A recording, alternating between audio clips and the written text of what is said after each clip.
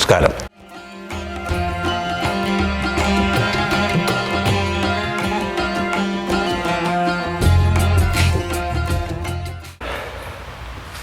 ഞാനിപ്പോൾ ഇന്ന് പറയാൻ പോകുന്നത് അംബരീഷ മഹാരാജാവിൻ്റെ കഥയാണ്.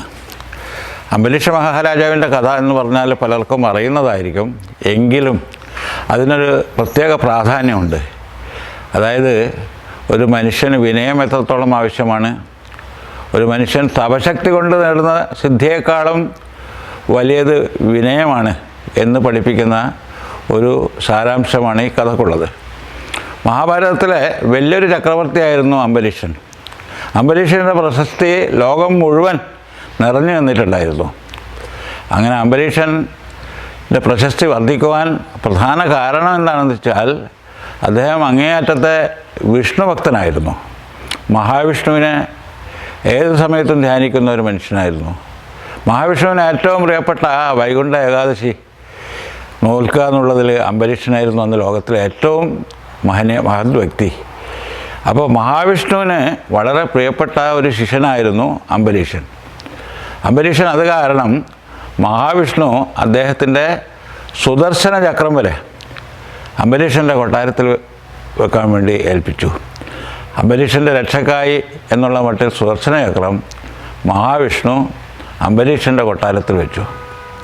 അങ്ങനെ ഇരിക്കുമ്പോൾ അംബരീഷൻ പതിവ് പോലെ ഒരു ഏകാദശി വ്രതം നോറ്റ് അങ്ങനെ അതിനുള്ള വ്രതം അവസാനിക്കുന്ന ദിവസമായപ്പോൾ ആണ് ദുർവാസാവ് മഹർഷി കയറി വരുന്നത്.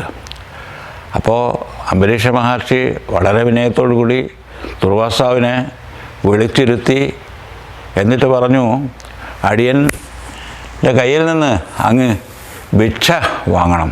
അന്ന് വലിയ വലിയ സന്യാസിമാർ ഭിക്ഷ വാങ്ങിക്കഴിഞ്ഞാൽ അത് വലിയൊരു സുഹൃതമാണ്. അങ്ങനെ ഭിക്ഷ വാങ്ങാമെന്ന് പറഞ്ഞു. അങ്ങനെ മഹർഷി അപ്പോൾ അതിന് മുമ്പായിട്ട്, വ്രതം അവസാനിപ്പിക്കുന്നതിന് മുമ്പായിട്ട് ഒന്ന് കുളിച്ചു വരാമെന്ന് പറഞ്ഞു. നദിയിൽ പോയി കുളിക്കാൻ ചെന്നു.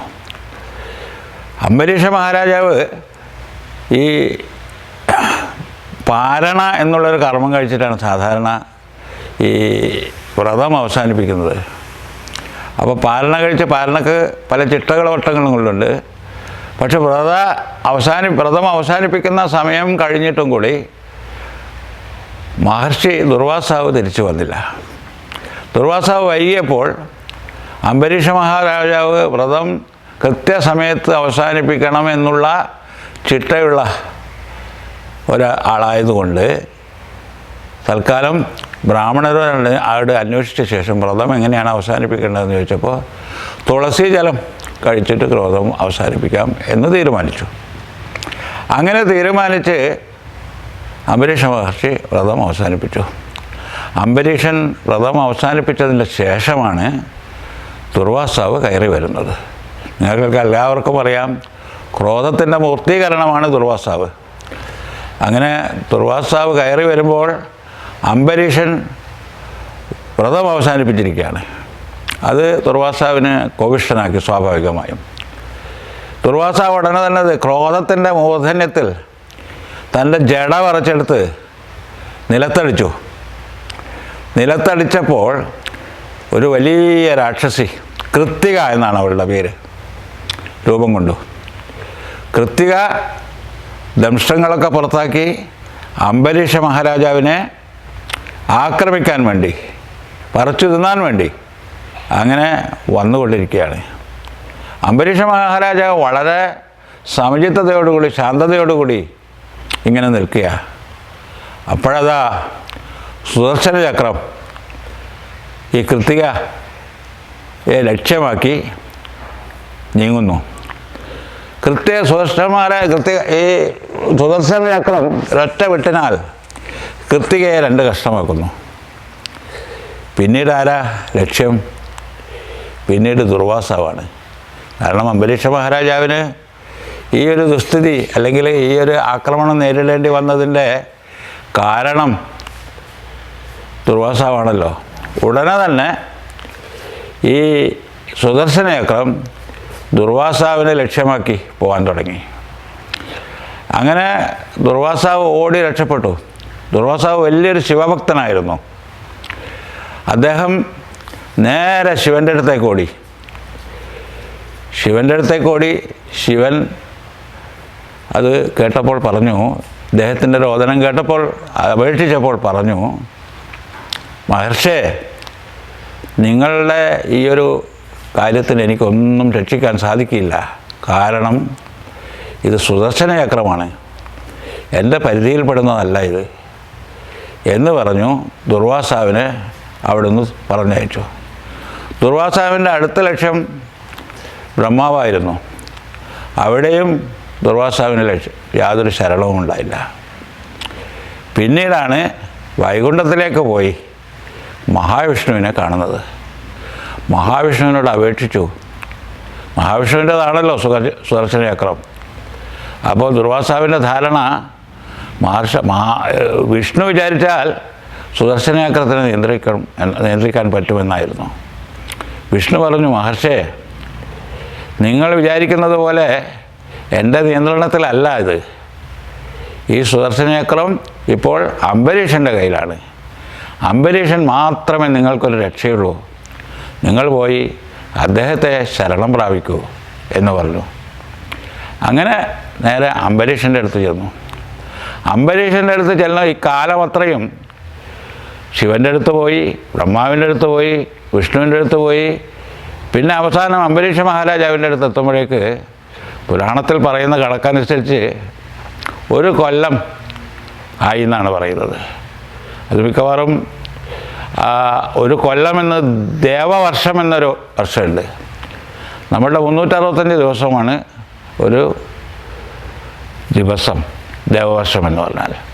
അപ്പോൾ ഒരു ദിവസമാണെങ്കിൽ 365, അപ്പോൾ ആ ദേവവർഷപ്രകാരം 1 കൊല്ലം എന്നായിരിക്കണം പുരാണത്തിൽ ഉദ്ദേശിച്ചത്. അങ്ങനെ അംബരീഷ മഹാരാജാവിൻ്റെ അടുത്തെത്തിയ മഹർഷി കാണുന്നത് എന്താണെന്നോ? മഹർഷി കാണുന്നത് വളരെ വിനയസമന്വിതനായി കാത്തുകൊണ്ട് നിൽക്കുന്ന ഈ അംബരീഷ മഹാരാജാവിനെയാണ്. അപ്പോൾ കൂട്ടത്തിൽ ഞാൻ ഒരു സംഗതിയും കൂടെ പറയാം. വിഷ്ണുവിൻ്റെ അടുത്ത് പോയപ്പോൾ വിഷ്ണു പറഞ്ഞു, മഹർഷേ, നിങ്ങളൊരു കാര്യം മനസ്സിലാക്കണം. ഈ തപസ്സിദ്ധി കൊണ്ട് എല്ലാ കാര്യങ്ങളും നിങ്ങൾക്ക് നേടാമെന്ന് നിങ്ങൾ ധരിക്കേണ്ട. അതിൻ്റെ കൂടെ വിനയവും വേണം. വിനയമില്ലാത്ത തപസ്സിദ്ധി കൊണ്ട് യാതൊരു പ്രയോജനവുമില്ല എന്ന് നിങ്ങൾ മനസ്സിലാക്കിയിരിക്കണം. അതാണ് നിങ്ങൾക്ക് ഇതിൽ നിന്ന് ലഭിക്കുന്ന പാഠം. അപ്പോൾ അങ്ങനെ ഞാൻ പറഞ്ഞു, അംബരീഷ മഹാരാജാവിൻ്റെ അടുത്തെത്തി.